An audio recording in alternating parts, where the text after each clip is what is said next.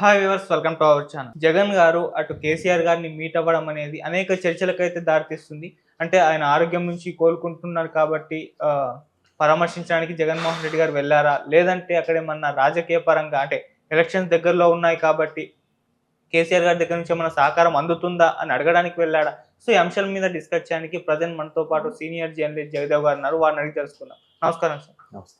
CM KCR గారిని జగన్మోహన్ రెడ్డి గారు అయితే కలవడం చూస్తున్నాం. మరి ఈ మీటింగ్ దేని పర్పస్ లో జరిగిందంటారు? అంటే రాజకీయ పరంగానా లేకుంటే ఆయన పరామర్శించడానికి వెళ్ళారంటారు? పరామర్శ పేరుతో రాజకీయ పరంగా చర్చ కొనసాగొచ్చు. ఎందుకంటే ఇద్దరు రాజకీయ ఉద్దండులు, ఆయన మాజీ ముఖ్యమంత్రి, ఇది ప్రస్తుత ముఖ్యమంత్రి, ఈయన కూడా త్వరలో కాబోయే మాజీ ముఖ్యమంత్రి. సో ఈ ఇద్దరికి కొన్ని రకాల సత్సంబంధాలు ఉన్నాయని కూడా వార్తలు వచ్చాయి. చాలా మంది విశ్లేషకుల అభిప్రాయం కూడా అదే. ఇకపోతే ఇవాళ లేటెస్ట్ అప్డేట్ ఏంటంటే ఇద్దరు కలిసి కూడా టీడీపీని కానీ లేదంటే ఇక్కడ కాంగ్రెస్ని కానీ ఇబ్బందుల పాలు చేయాలని వీళ్ళిద్దరూ కలిసి కొన్ని డ్రామాలు ప్లే చేశారన్నట్టుగా ప్రముఖ సిపిఐ నారాయణ గారు స్టేట్మెంట్ ఇచ్చారు. అవును కదా, ఆయన క్లియర్ కట్గా చెప్పాడు. ఏం చెప్పారంటే వీళ్ళిద్దరూ కలిసింది అందుకే, వీళ్ళిద్దరూ కలిసి ఇక్కడ చంద్రబాబు గారిని ఇబ్బంది ఎలా పెట్టాలి, లేదంటే అక్కడ కాంగ్రెస్ ఎలా ఇబ్బంది పెట్టాలి, అక్కడ నువ్వు రాజ్యం వేలు ఇక్కడ నేను రాజ్యం వెళ్తున్న ఒక అండర్స్టాండింగ్ వచ్చారు. సో దానికి అవసరమైతే టీడీపీతో బీజేపీని కల్పించి బీజేపీ కూడా ఒక విధంగా టీడీపీని ఇబ్బంది పెడుతోంది, ఏదో ఒక యాక్ట్ పెడదామా లేదా బెదిరిద్దామా అన్నట్టుగా. కాబట్టి దీనికి బెస్ట్ ఎగ్జాంపుల్ సరిగ్గా పోలింగ్ ముందు రోజు నాగార్జున సాగర్ దగ్గర అటువైపు ఆంధ్ర పోలీసులు, ఇటువైపు తెలంగాణ పోలీసులు మోహరించారు. పెద్ద హైడ్రామా క్రియేట్ అయింది. అంటే జనాల మైండ్ డైవర్ట్ చేయడానికి ఊరికే అక్కడ లేదు చంద్రబాబు ఫేవర్ ఏం పని చేయకూడదు, కాంగ్రెస్ ఓట్లు పడకూడదనే కేసీఆర్ గారు జగన్మోహన్ రెడ్డి గారు నాటకం ఆడారన్నట్టు కూడా సిపిఐ నారాయణ గారు ఇవాళ చెప్పారు. కానీ ఆ రోజు హైడ్రామా నడిచినప్పుడు చాలా మంది విశ్లేషకులు ఇప్పుడు ఎక్స్ప్లెయిన్ చేశారు. ఇప్పుడు సామాన్యులు అనుకుంటారు కానీ సామాన్యులుగా బాగా ఆలోచిస్తారు. ఒక్కోసారి రాజకీయ నాయకులు ఏం ప్లాన్ చేశారా కేసీఆర్ గారు, ఏం ప్లాన్ చేశారా జగన్మోహన్ రెడ్డి, వీళ్ళిద్దరూ ఒకటే. ఎందుకు ఒకటే అని చాలా సందర్భాల్లో చాలా మంది చెప్పారంటే, ఇప్పుడు వైసీపీ మంత్రులు కానీ ఎమ్మెల్యేలు కానీ టీడీపీని పొగిడితేనే తట్టుకోలేకుండా విమర్శలు చేసిన వాళ్ళు మరి డైరెక్ట్గా బీఆర్ఎస్ వాళ్ళు వైసీపీ మీద బురద చల్లారుగా.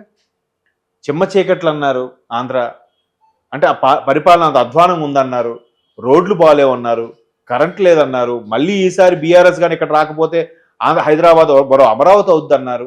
చాలా విమర్శలు చేశారు కదా. ఇన్ని విమర్శలు చేసిన వైసీపీ వాళ్ళు ఎందుకు ఒక్క మాట ఆడలేదు? ముఖ్యమంత్రితో సహా ఎవ్వరు సాధారణ ఎమ్మెల్యే కూడా ఎక్కడ ఒక ప్రెస్ మీట్ పెట్టలేదు, ఎక్కడ విమర్శించలేదు, ఒక పన్నెత్తి మాట అనలేదు. హరీష్ రావు గారు అన్నారు, కేటీఆర్ గారు అన్నారు, కేసీఆర్ గారు అన్నారు కదా. ఇన్నన్నా కూడా ఎందుకు ఎవరు మాట్లాడలేదు అంటే వీళ్ళిద్దరికి అండర్స్టాండింగ్ ఏదో ఉంది అని క్లియర్ కట్. అదే విషయం వాళ్ళు సిపిఐ నారాయణ గారు కూడా చెప్పారుగా. ఈ అంశాన్ని చాలా మంది విశ్లేషకులు అప్పుడే చెప్పారు. చెప్తే మనం అంటే ఏదోలే అదిగో పులంటే ఇదిగో తోక అడుకునే రకాలు కదా. జనరల్గా కొంతమంది అలాగే అభిప్రాయపడుతూ ఉంటారు, కొంతమంది అట్లాగే విశ్లేషణ ఉంటుంది, ఒకవైపుగా మాట్లాడతారు అనుకునేవాడిని నేను.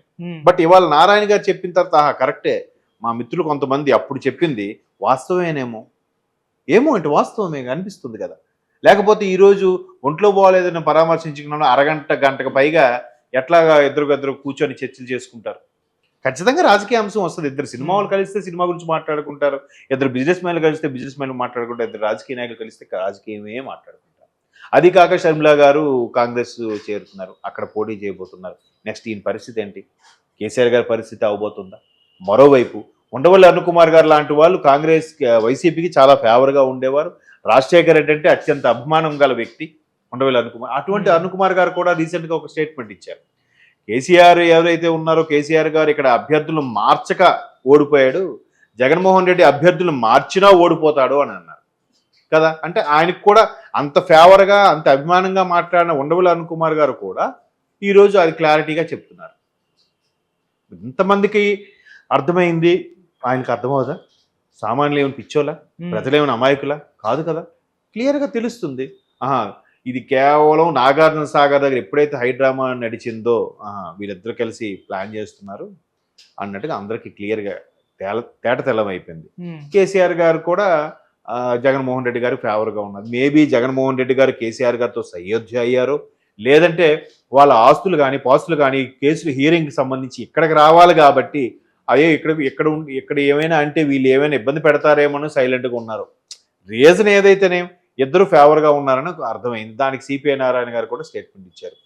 మరోవైపు బీజేపీ కూడా ఎక్కడ టీడీపీతో కలిసి పొత్తు పెట్టుకుని పోటీ చేయాలని, అలాగే 17A లాంటి యాక్టులు రుద్దైనా భయపెట్టేనే చేయాలని కూడా ఒక వార్త ఉంది. దానికి సంబంధించి కూడా నారాయణ గారు స్టేట్మెంట్ ఇచ్చారు. అలాగే తెలంగాణలో బీఆర్ఎస్తో పాటు బీజేపీ కూడా సయోధ్య కుదుర్చుకుంది. అందుకే కేవలం కవిత అరెస్ట్ని పావుగా వాడుకుంది బీజేపీ, కవితను అరెస్ట్ చేయలేదు. సో అట్లాగే బీఆర్ఎస్, వైసీపీ, బీజేపీ ఈ మూడు ఒకటే.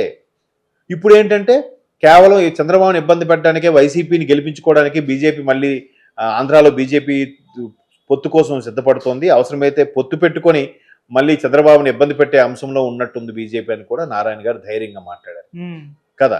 సో ఇవన్నీ అంశాలు చూస్తుంటే వాళ్ళిద్దరు పొత్తు, కేసీఆర్ గారితో కలవడం, అది కూడా ఒంట్లో బాగాలేనప్పుడు సుదీర్ఘంగా ఎంత అరగంట సేపు పైగా చర్చలు జరపడం, ఇవన్నీ కూడా అనుమానాలు తావిస్తుంది. అండ్ మోర్ ఓవర్ నారాయణ లాంటి మేధావులు లేదంటే కొంతమంది రాజకీయ విశ్లేషకులు ఇచ్చిన స్టేట్మెంట్ ప్రకారం నిజమేనేమో అనిపిస్తుంది. నిజమే అది కదా. ఎప్పుడు మరి ఎవరు వీళ్ళు వాళ్ళకి కామెంట్ చేయరు, వాళ్ళు వీళ్ళకి కామెంట్ చేయరు. ఎందుకని? అండర్స్టాండింగ్ కదా. అదే టీడీపీ అయితే చంద్రబాబు గారు ఇలా చేశారు, మీరు పక్క రాష్ట్రం, మీరు అక్కడ చూసుకోండి, మాకెందుకు? మరి పక్క రాష్ట్రం అయితే ఈరోజు జగన్మోహన్ గారు వచ్చి పలకరించారుగా, పక్క రాష్ట్రాన్ని వదిలేదు కదా. ఇవన్నీ చూస్తే వాళ్ళిద్దరికీ లోపాయకారంగా ఏదో ఒప్పందం ఉందని అనిపిస్తుంది. అందులో నారాయణ గారు లాంటి వాళ్ళు మాట్లాడితే నిజమేనని నమ్మాల్సి వస్తుంది. ఓకే అంటే సార్, ఇప్పుడున్న పరిస్థితుల్లో మరి కేసీఆర్ గారు జగన్మోహన్ రెడ్డి గారికి వచ్చే ఎలక్షన్స్తో సహకారం అందిస్తారంటారా? అంటే లేకుంటే ఆయన లోక్సభ ఎలక్షన్స్ పైన ఈయనే ఫోకస్ చేసుకుంటారు? సహకారం ఒకరికొకరు పరస్పర సహకారం అందించుకుంటారని అనిపిస్తుంది. ఎందుకంటే కేసీఆర్ గారు జగన్మోహన్ రెడ్డి గారన్నా చాలా సీనియర్, సుమారుగా 30-35 ఏళ్ళు సుదీర్ఘ రాజకీయ అనుభవం ఉన్న నాయకులు కేసీఆర్ గారు.